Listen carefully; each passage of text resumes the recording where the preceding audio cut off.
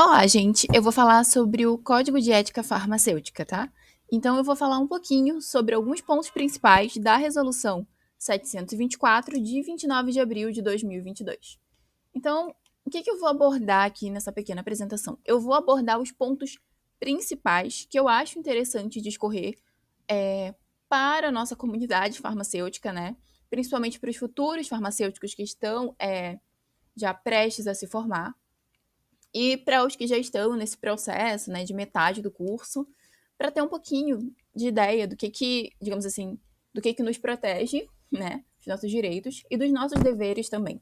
Então eu vou fazer uma pequena apresentação da lei, vou falar sobre os direitos e deveres dos farmacêuticos e sobre os direitos e deveres dos inscritos, ok? Então vamos lá. A nossa resolução é a resolução 724 de 29 de abril de 2022. Então ela foi recentemente atualizada. Então como a gente pode ver aqui, ela dispõe sobre o Código de Ética, o Código de Processo Ético e estabelece as infrações e as regras de aplicação das sanções ético-disciplinares. Certo? O que é interessante nessa norma é que antes a gente tinha uma norma em que o Código de Ética ficava em uma legislação, o Código de Processo Ético ficava em outra e as sanções disciplinares em outra. O que essa legislação traz, ela une todo mundo. Tudo que diz respeito a Código de Ética vai estar em uma única norma. E isso é muito bom porque a gente tem acesso a tudo já em uma única norma. Então, ela une todos esses três. E o que é interessante aqui? Então, o Código de Ética diz respeito justamente a tudo que nós, farmacêuticos, né, ou futuros farmacêuticos, precisamos, então, obedecer, seguir. É a nossa orientação, é a nossa base. E o Código de Processo Ético é quando eu já tenho, então, digamos assim, uma lesão, um vício. Nesse caso, seria que a pessoa não, então, o farmacêutico profissional, ele não cumpriu o seu código de ética. E aí ele foi o quê? Denunciado.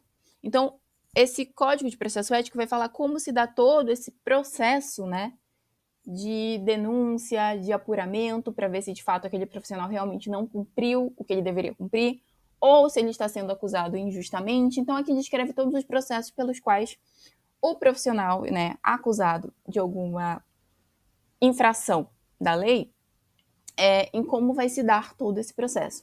E as sanções disciplinares são as punições. Que punições eu vou aplicar para aquele profissional que cometeu tal ato, né? Então a gente tem a questão das sanções. E cada sanção, ela vai ser analisada também de acordo com cada caso. Então a gente tem também medida de culpabilidade, medida de reincidência que pode ter aqui. E falando um pouquinho, então, sobre o direito dos farmacêuticos, eu trouxe aqui os que eu achei interessante para conversar um pouquinho com vocês, tá bom? Então, eu vou falar um pouquinho sobre o direito deles. Então, uma coisa que eu acho interessante frisar é que nós, como profissionais farmacêuticos, futuros profissionais farmacêuticos, nós temos o direito de exigir de outros profissionais de saúde que eles cumpram a legislação quanto às regras de prescrição, principalmente quanto à legibilidade, que é um problema que a gente tem aqui, e isso aqui é um direito nosso. Eu acho interessante frisar isso para vocês. Outra coisa que também acho importante é que nós, como farmacêuticos, temos direito de nos opormos a exercer a nossa profissão em uma instituição, seja pública ou privada, que não nos dá condições dignas de trabalho, não nos dá remuneração, né? Então a gente pode exercer, nós podemos nos opor, podemos dizer que não vamos exercer a nossa profissão, e a gente também tem que avisar e comunicar às autoridades sanitárias imediatamente. A gente só vai, então, exercer a nossa profissão em casos de urgência ou emergência, porque aí nós não podemos negar socorro, somos profissionais da saúde. E outra coisa é que nós, como farmacêuticos, temos o direito de sermos fiscalizados por outro farmacêutico. E isso é importante, porque é importante eu ser fiscalizado por alguém que entende da minha área. Isso é muito relevante. Outra coisa que a gente tem é que, bom, a gente está em uma sociedade onde nós utilizamos muito as mídias sociais. Inclusive, a ciência tem utilizado mais as mídias sociais para a gente se defender das acusações. Então, muita coisa que a gente faz é baseada em evidências científicas. Então, nós, como farmacêuticos, temos o direito de fazer divulgação, né, sempre baseado em evidências científicas, sempre de acordo com a lei, sobre todas as informações que esclareçam sobre o uso racional de medicamentos, todas as informações que vão promover a segurança do paciente e nunca utilizar isso para cunho promocional. Ou seja, eu não posso utilizar da minha posição como farmacêutico para promover um medicamento, por exemplo. Não posso fazer isso. Outra coisa, nós somos os profissionais que temos direito de decidir de maneira justificada se vamos dispensar ou não qualquer prescrição. Isso é responsabilidade nossa. E a gente sempre vai fazer isso sempre visando a garantia, a segurança e eficácia terapêutica, sempre dentro do uso racional dos medicamentos, assim como fornecer todas as orientações que o usuário precisar. E a gente vai ver, futuramente, que essa parte aqui, ela é uma parte que ela é repetida justamente nos deveres. Então, aqui, eu trouxe então o direito de todos os inscritos. O que passa nessa parte de direito de todos os inscritos? Nós temos os profissionais farmacêuticos, mas dentro do CRF, nós temos também os outros profissionais que utilizam da ciência, né, da farmácia, para aplicar as suas atividades.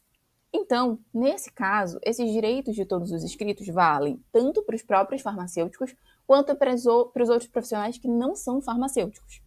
E eu só quis trazer aqui um direito, porque os direitos de todos os inscritos são direitos que valorizam muito o profissional, que dão bastante autonomia para o profissional, o que é muito bom. Não é tão específico quanto a área farmacêutica, que já trabalha mais com a parte de medicamentos.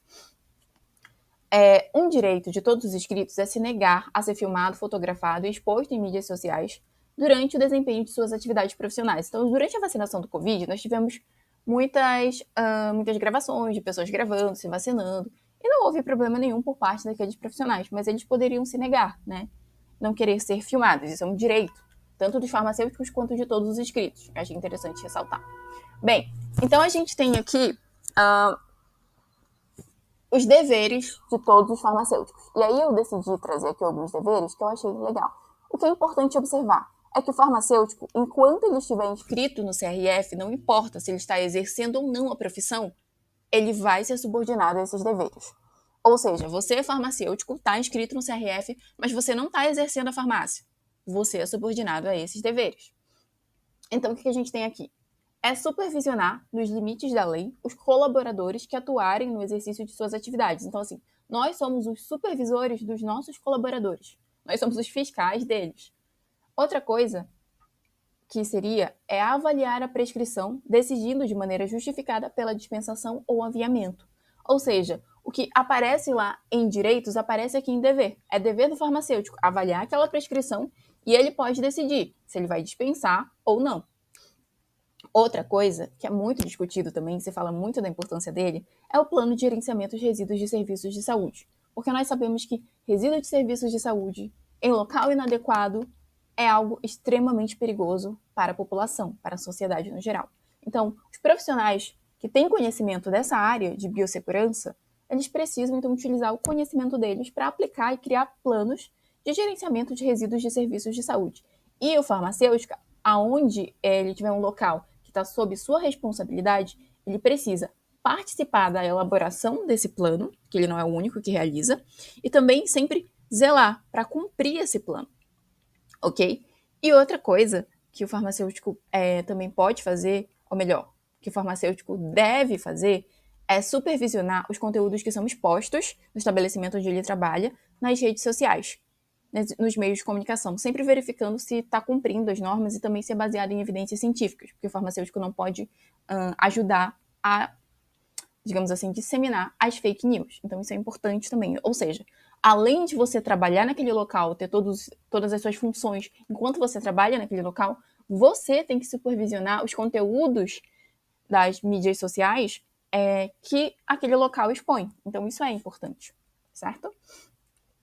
E agora os deveres de todos os inscritos, ou seja, vale a mesma coisa para os farmacêuticos. Todos os inscritos no CRF, independentemente se estão ou não em exercício, se subordinam a esses deveres.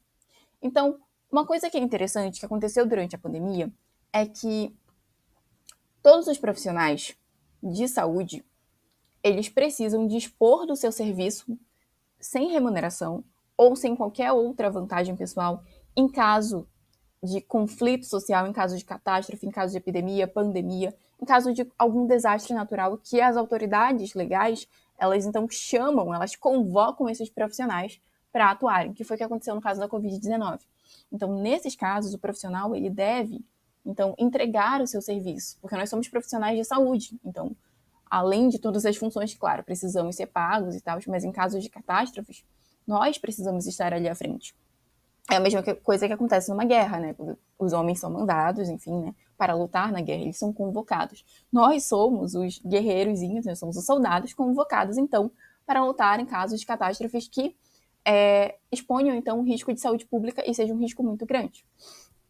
Outra coisa, que parece, então, ser um direito, mas, na verdade, é um dever do profissional, é que se o profissional chegar um fornecedor profissional e ele quiser entregar um medicamento que não tem registro da Anvisa, não tem notificação, não tem documento, não tem como eu fazer rastreabilidade, não está de acordo com a legislação. Dever, recusa esse recebimento. Não importa, é de graça, recusa. Outra coisa que a gente vai ter, então, é respeitar o direito de decisão do usuário. Hoje, né, a gente tem que o SUS, ele incluiu muito a participação da comunidade. Então, o usuário hoje, ele não somente aceita o seu tratamento, ele de fato, então, pode aceitar, discordar, ele pode questionar, ele pode opinar, e é importante a gente ter essa conversa com o nosso paciente. Então, é sempre importante que o profissional respeite, então, o usuário sobre o seu tratamento.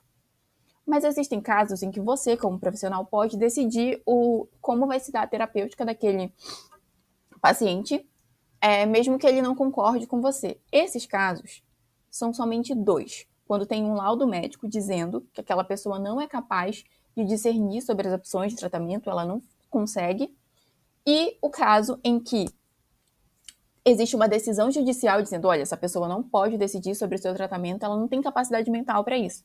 Então, você pode, então, decidir, né, sobre o tratamento daquele paciente. Somente nesses 2 casos. Nos outros casos, você respeita e aceita a decisão do paciente. Bem, gente, eu queria agradecer para vocês por terem me ouvido um pouquinho. Eu sei que legislação é um assunto meio chatinho, é um pouco difícil discutir e falar sobre legislação, por isso que eu não quis deixar muito longo. Eu agradeço vocês por terem me ouvido, eu acho legal a gente fazer essa troca. Enfim, eu só tenho a dizer obrigada, aqui estão os meus contatos, se vocês quiserem entrar em contato, tirar alguma dúvida.